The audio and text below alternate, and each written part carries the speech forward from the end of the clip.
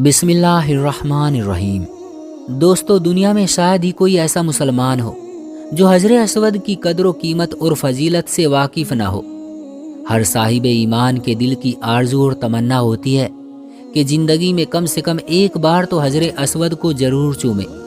کیا حقیقت ہے اس کالے پتھر کی؟ کیوں مسلمان اس پتھر کو چومتے ہیں؟ کعبہ میں یہ پتھر کیوں لگا ہے؟ اور تاریخ میں وہ کون سا واقعہ تھا جب حجر اسود کو چرا لیا گیا اور ٹکڑے کر دیے گئے؟ دوستو، حجر اسود عربی کے دو لفظوں سے مل کر بنا ہے جس کے معنی ہیں کالا پتھر۔ حجر اسود ایک جنتی پتھر ہے۔ عبداللہ بن عباس سے روایت ہے کہ رسول اللہ صلی اللہ علیہ وسلم نے فرمایا، حجر اسود جنت سے اتارا گیا ایک پتھر ہے۔ آدم علیہ السلام کے اس دنیا میں آنے کے ساتھ ہی جنت سے یہ بھی زمین پر آیا تھا۔ اس کے بعد حضرت ابراہیم علیہ السلام نے اسے کعبہ کی دیوار میں نصب کیا تھا۔ اس وقت حجر اسود دودھ سے بھی زیادہ سفید تھا، لیکن بنی آدم کی غلطیوں نے اور گناہوں نے اس کو کالا کر دیا ہے۔ حجر اسود کو قیامت کے دن اللہ تعالیٰ دو آنکھیں دے گا، پھر اسی طریقے سے زبان بھی دے گا، تو یہ دو آنکھوں سے دیکھے گا، زبان سے بات کرے گا اور گواہی دے گا کہ کس نے اس کو حق کے ساتھ چوما تھا۔ عبداللہ بن عمر بن عاص سے روایت ہے کہ انہوں نے رسول اکرم صلی اللہ علیہ وسلم کو فرماتے ہوئے سنا کہ حجر اسود اور مقام ابراہیم یہ دونوں جنتی یاقوت ہیں، موتی ہیں۔ اللہ تعالیٰ نے دونوں کی روشنی کو ختم کر دیا ہے۔ اگر دونوں روشن ہوتے تو پوری دنیا روشن ہو جاتی۔ نبی کریم صلی اللہ علیہ وسلم نے اس کا بوسہ لیا ہے، اس کو چوما ہے، اس لیے ہم آپ کی سنت پر عمل کرتے ہوئے بوسہ لیتے ہیں۔ حجر اسود کے اندر کوئی نفع نقصان پہنچانے کی طاقت نہیں ہے۔ حجر اسود خود نہ تو کسی کو فائدہ پہنچا سکتا ہے، نہ ہی کسی کو نقصان پہنچا سکتا ہے۔ دوستو، حجر اسود کو کئی بار اس کی جگہ سے نکالا گیا ہے۔ نبی کے دور میں جب آپ 35 برس کے تھے، ظہور نبوت سے پہلے ایک بار مکہ میں اتنا تیز سیلاب آیا کہ کعبہ کی دیواروں کو بہت نقصان پہنچا۔ مکہ کے قبیلوں نے مل کر کعبہ کی مرمت تو کرا دی، مگر جب حجر اسود کو کعبہ کی دیوار میں نصب کرنے کی باری آئی تو سارے قبیلے آپس میں جھگڑ پڑے۔ ہر قبیلے کی یہ خواہش تھی کہ یہ بابرکت سعادت اسے ہی نصیب ہو۔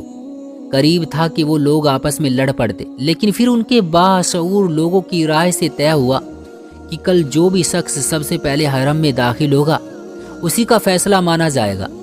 اللہ کے حکم سے پیارے نبی صلی اللہ علیہ وسلم اگلی صبح سب سے پہلے حرم میں پہنچے۔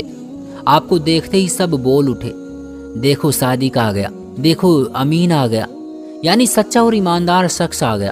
نبی کریم صلی اللہ علیہ وسلم نے ایک چادر لی، اس میں حجر اسود کو رکھا اور کہا کہ ہر قبیلے کا سردار ایک ایک جانب سے اس چادر کو پکڑ لے۔ تو ہم سارے سردار چادر کو پکڑ کر حجر اسود کو کعبہ کے قریب لے گئے۔ پھر نبی کریم صلی اللہ علیہ وسلم نے اپنے مبارک ہاتھوں سے حجر اسود کو کعبہ کی دیوار میں نصب کر دیا۔ عبداللہ بن جبیر نے سب سے پہلے حجر اسود پر چاندی کا کور بنوایا تھا، اور اس کے بعد سے آج تک یہ رواج قائم ہے۔ قبیلہ جرہوم جب مکہ سے جا رہے تھے تو کہا جاتا ہے انہوں نے حجر اسود کو نکالا اور زمزم کے کنویں میں دفن کر دیا۔ حافظ ابن کثیر اپنی تاریخ کی کتاب البدایہ والنہایہ میں نقل کرتے ہیں 317 ہجری میں بحرین کے اندر کرامت فرقے کی حکومت تھی۔ یہ ایک اسماعیلی شیعہ باطینی فرقہ تھا۔ اہل بیت سے یہ لوگ محبت کا دعویٰ کرتے تھے، علی ان کی اولاد کا استعمال کرتے تھے، مگر ان کے عقائد پر غور کیا جائے تو پتہ چلے گا کہ یہ لوگ اسلام پر نہیں ہیں۔ باوجود اس کے یہ لوگ اہل بیت سے محبت کا دعویٰ کرتے ہیں۔ بہرحال یہ جو فرقہ تھا اس وقت یہ کافی زور پکڑ چکا تھا۔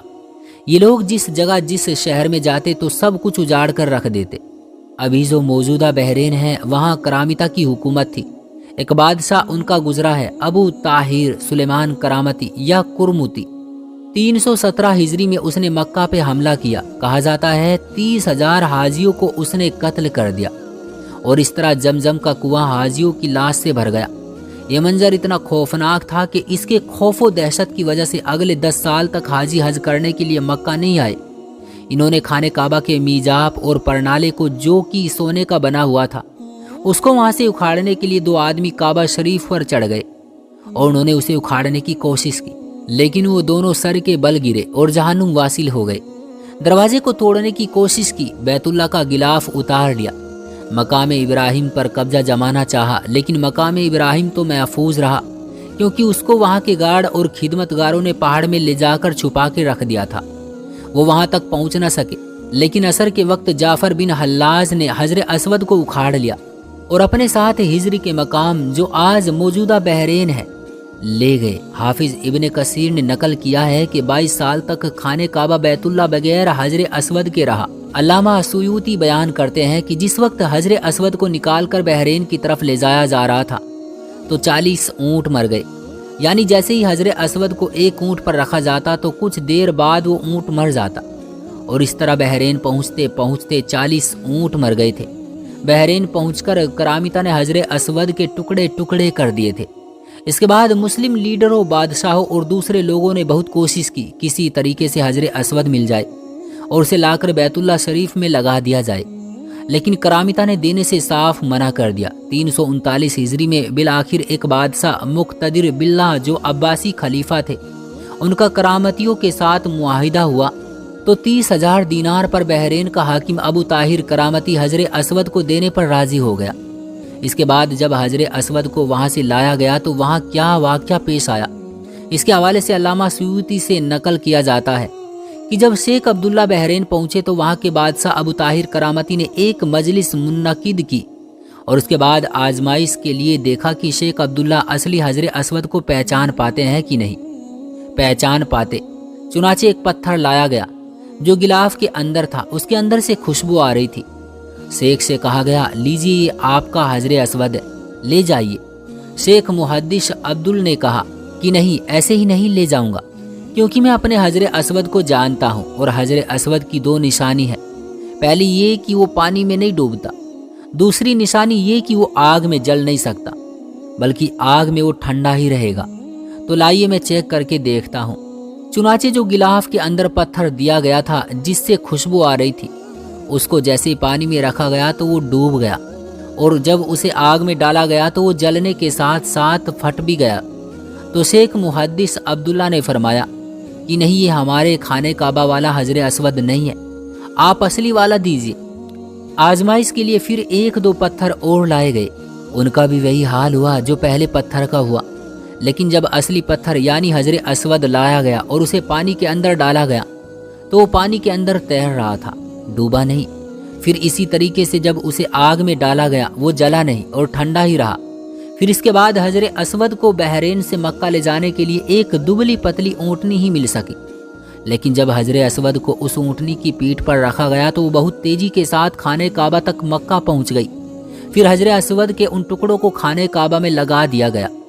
दोस्तों, हजरे असवद के बारे में एक और बात जो शायद ही आपको मालूम हो, वो ये कि आप तस्वीर में काला पत्थर देखते हैं, ये पूरा का पूरा हजरे असवद नहीं है, बल्कि ये तो एक अलग पत्थर है जिसमें हजरे असवद के 8 छोटे छोटे टुकड़ों को इस हिफाजत के साथ नस्ब किया गया है कि कोई भी इन 8 टुकड़ों को ना तो निकाल सके और ना ही नुकसान पहुंचा सके। अब एक सवाल और उठता है कि क्या इन 8 टुकड़ों के अलावा भी और टुकड़े दुनिया में कहीं मौजूद हैं? तो दोस्तों, इसका जवाब है बिल्कुल।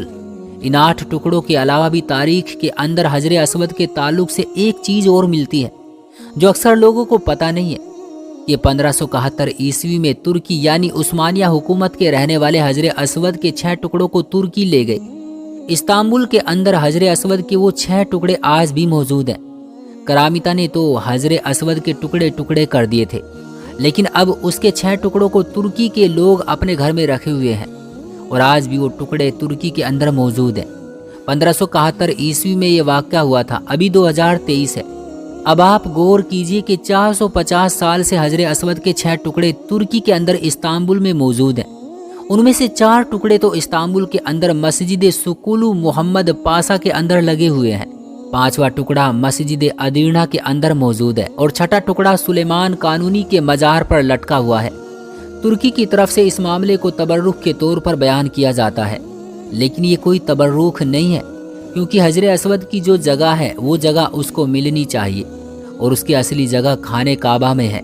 ये जन्नती पत्थर है, तो जन्नती पत्थर को किसी भी मुल्क को ले जाने का हक नहीं है। उसकी जगह सिर्फ खाना काबा है, क्योंकि पूरी दुनिया के मुसलमानों का दिल वहाँ से लगा हुआ है। प्यारे दोस्तों, उम्मीद करता हूँ कि आज की ये छोटी सी वीडियो भी आपको पसंद आई होगी। वीडियो पसंद आई हो तो लाइक करें, चैनल पर नए हो तो चैनल को सब्सक्राइब करें। ملتے ہیں آپ کو اگلی ایک نئی ویڈیو کے ساتھ، تب تک کے لیے آپ اپنا ڈھیر سارا خیال رکھیں۔ اللہ حافظ۔